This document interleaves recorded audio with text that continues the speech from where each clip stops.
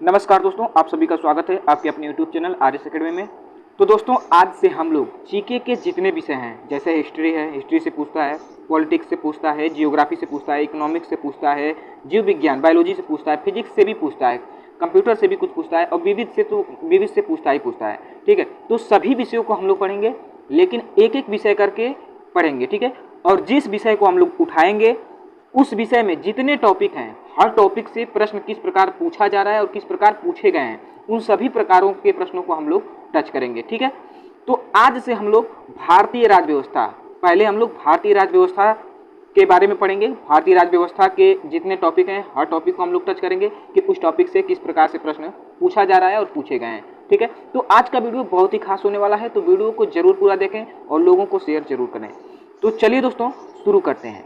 तो भारतीय राज्य व्यवस्था में दोस्तों हम लोग जो है वस्तुनिष्ठ प्रश्नों को करेंगे। ठीक है, और उसमें पहला टॉपिक हम लोगों का होगा भारत का संवैधानिक इतिहास। भारत का संवैधानिक इतिहास जो है, यहाँ से प्रश्न किस प्रकार पूछे जा रहे हैं और पूछे गए हैं, चलिए उन्हें देखते हैं। तो देखिए, आपका इसमें पहला प्रश्न है, डॉक्टर भीमराव अंबेडकर और महात्मा गांधी के मध्य 1932 में हस्ताक्षरित पूना समझौता में प्रावधान था। प्रावधान क्या था? आपके ऑप्शन दिए हुए हैं। भारत के लिए डोमिनियन स्थिति बनाए जाना, मुसलमानों के लिए पृथक निर्वाचन क्षेत्र, हरिजनों के लिए पृथक निर्वाचन क्षेत्र, हरिजनों के लिए आरक्षण सहित संयुक्त निर्वाचन क्षेत्र। तो इसमें आपका सही उत्तर हो जाएगा दोस्तों ऑप्शन डी। ठीक है, हरिजनों के लिए आरक्षण सहित संयुक्त निर्वाचन क्षेत्र, जो डॉक्टर भीमराव अंबेडकर और महात्मा गांधी के मध्य जो 1932 में पूना समझौता जो हुआ था, ठीक है, वो हुआ था हरिजनों के लिए आरक्षण सहित संयुक्त निर्वाचन क्षेत्र। इसमें ऑप्शन डी सही हो जाएगा। ठीक है दोस्तों, चलिए अगला देखते हैं। निम्नलिखित में से किस अधिनियम द्वारा भारत के गवर्नर जनरल को अध्यादेश जारी करने की शक्ति प्रदान की गई? तो आपके ऑप्शन है चार्टर एक्ट 1833, भारतीय परिषद अधिनियम 1861, भारतीय परिषद अधिनियम 1892, भारतीय परिषद अधिनियम 1909। तो किस अधिनियम द्वारा भारत के गवर्नर जनरल को अध्यादेश जारी करने की शक्ति प्रदान की गई थी? तो इसमें आपका सही उत्तर हो जाएगा दोस्तों ऑप्शन बी, भारतीय परिषद अधिनियम 1861। ठीक है, ध्यान दीजिएगा। चलिए अगला देखते हैं। अगला प्रश्न है दोस्तों आपका, रेगुलेटिंग एक्ट पारित किया गया 1773 में, 1771 में, 1785 में, 1793 में। तो इसमें आपका सही उत्तर हो जाएगा ऑप्शन ए, 1773 में रेगुलेटिंग एक्ट पारित किया गया था। ठीक है, इसमें दम नहीं था बहुत। चलिए आगे देखते हैं। अगला प्रश्न है आपका चौथा नंबर, भारत के गवर्नर जनरल को किस एक्ट के द्वारा अपनी समिति के निर्णय को अस्वीकार करने का अधिकार मिला?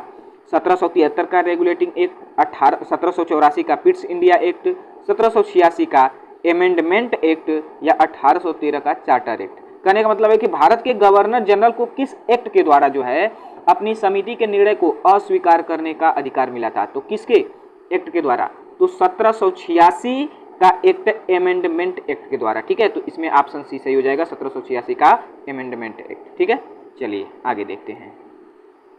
अगला है दोस्तों आपका पांचवा प्रश्न, महारानी विक्टोरिया को भारत की सम्राज्ञी नियुक्त किया गया 1885 में, 1875 में, 1866 में या 1858 में? तो महारानी विक्टोरिया को भारत का सम्राज्ञी जो है ये 1858 में नियुक्त किया गया था। तो ऑप्शन डी सही हो जाएगा। ठीक है, चलिए आगे देखते हैं। अगला है दोस्तों आपका छठवां नंबर, मिंटो मार्ले सुधार का उद्देश्य क्या था? पृथक निर्वाचन प्रणाली, भारतीयों की भागीदारी बढ़ाना, युद्ध में सहयोग हेतु तैयार करना या पूर्ण स्वतंत्रता देना? मिंटो मार्ले सुधार का उद्देश्य क्या था? तो ऑप्शन ए सही है इसमें, पृथक निर्वाचन प्रणाली। मिंटो मार्ले सुधार का उद्देश्य यही था, पृथक निर्वाचन प्रणाली। ठीक है, चलिए बहुत ही अच्छा प्रश्न था ये। आगे देखते हैं। अगला है आपका सातवां क्या है दोस्तों, मार्ले मिंटो सुधार बिल किस वर्ष पारित किया गया? 1905 में, 1909 में, 1911 में, 1920 में? तो मार्ले मिंटो सुधार बिल जो था दोस्तों, ये 1909 में पारित किया गया था। ठीक है, चलिए आगे देखते हैं। तो अगला है आपका दोस्तों, मुसलमानों के लिए अतिरिक्त निर्वाचन मंडल प्रारंभ में किसके द्वारा लाया गया था? क्रिप्स मिशन 1942, मार्ले मिंटो सुधार 1909, मॉन्टेग्यू चेम्सफोर्ड सूरत। एक मिनट, यहाँ पर जो है दोस्तों सूरत नहीं होगा, यहाँ पर जो होगा सुधार होगा, टाइपिंग में मिस्टेक हो गया है। ठीक है, मॉन्टेग्यू चेम्सफोर्ड सुधार 1919, भारत सरकार अधिनियम 1935। तो मुसलमानों के लिए अतिरिक्त निर्वाचन मंडल जो है प्रारंभ में किसके द्वारा लाया गया था? तो मार्ले मिंटो सुधार 1909। मार्ले मिंटो सुधार बिल कब पारित हुआ था? तो 1909 में। इसका उद्देश्य क्या था? पृथक निर्वाचन प्रणाली, ठीक है। और यही मुसलमानों के लिए अतिरिक्त निर्वाचन मंडल प्रारंभ में इन्हीं के द्वारा लाया गया था, मार्ले मिंटो सुधार के द्वारा, ठीक है। चलिए आगे देखते हैं दोस्तों अगला प्रश्न। अगला प्रश्न है हम लोगों का नौवां क्या है? 1909 इंडियन काउंसिल एक्ट में किस बात की व्यवस्था की गई थी? द्वैध शासन प्रणाली, सांप्रदायिक प्रतिनिधित्व, संघीय व्यवस्था, प्रांतीय व्यवस्था। तो 1909 इंडियन काउंसिल एक्ट जो था इसमें किस बात की व्यवस्था थी? तो इसमें सांप्रदायिक प्रतिनिधित्व की बात की गई थी, ठीक है। तो ऑप्शन बी सही हो जाएगा, सांप्रदायिक प्रतिनिधित्व। चलिए आगे देखते हैं। अगला है दोस्तों दसवां आपका है मांटेगू चेम्सफोर्ड सुधार में प्रावधानों का सार था राज्यों की स्वायत्तता, प्रांतों में दोहरा शासन, हिंदू मुस्लिम अलग अलग निर्वाचन व्यवस्था, राज्यपालों को वीटो शक्ति। तो मांटेगू चेम्सफोर्ड सुधार जो था इसमें प्रावधान का सार क्या था? तो प्रांतों में दोहरा शासन, प्रांतों में दोहरा शासन, ऑप्शन बी सही हो जाएगा, ठीक है। चलिए आगे देखते हैं।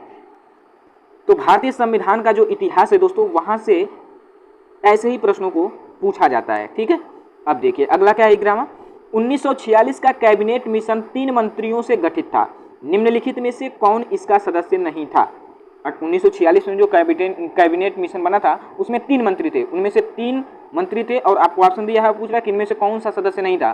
तो Lord Pethick Lawrence, A B. Alexander, sir Stafford Cripps, Lord यहाँ पर होगा लॉर्ड एमरी। तो इसमें कौन सा सदस्य नहीं था? तो इसमें ऑप्शन डी लॉर्ड एमरी जो था ये सदस्य नहीं था कैबिनेट मिशन का। तो 3 कौन थे? तो लॉरेंस, अलेक्जेंडर और क्रिप्स, यही तीनों देता है। यहाँ ध्यान दीजिएगा कैबिनेट मिशन में 3 मंत्री थे, कौन थे? लॉरेंस, अलेक्जेंडर और क्रिप्स, ठीक है, ये ध्यान दीजिएगा यहाँ पर। चलिए अगला देखते हैं। अगला आपका है कैबिनेट मिशन। कैबिनेट मिशन योजना के विषय में कौन सा कथन सही नहीं है?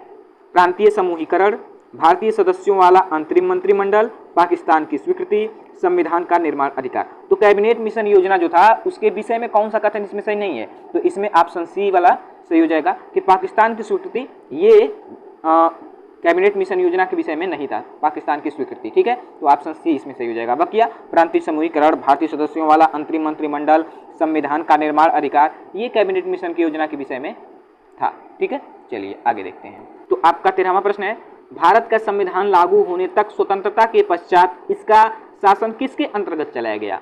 भारतीय नेताओं के परामर्श से बने कानून द्वारा, इंग्लैंड के संविधान के अनुसार, 1935 के भारत सरकार अधिनियम के अनुसार, या उपयुक्त में से कोई नहीं।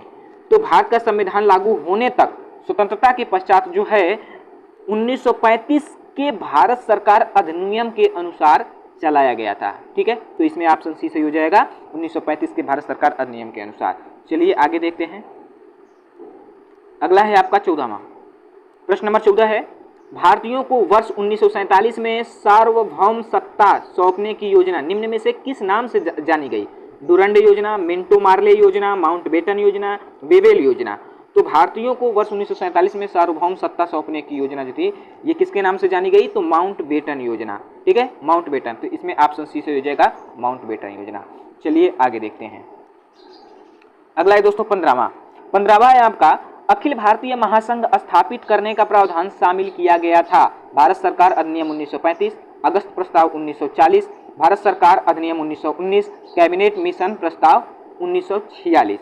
तो अखिल भारतीय महासंघ स्थापित करने का जो प्रावधान है ये भारत सरकार अधिनियम 1935 द्वारा शामिल किया गया था, ठीक है। यहाँ पर ध्यान दीजिएगा, आपको यहाँ पर पता चल जाएगा कि अगस्त प्रस्ताव जो है 1940 में आया था और भारत सरकार अधिनियम 1919 दिया, ठीक है। कैबिनेट मिशन प्रस्ताव जो है 1946 में आया था, ठीक है। तो यहाँ पर ध्यान दीजिएगा, अगस्त प्रस्ताव 1940, कैबिनेट मिशन 1946, ठीक है ना।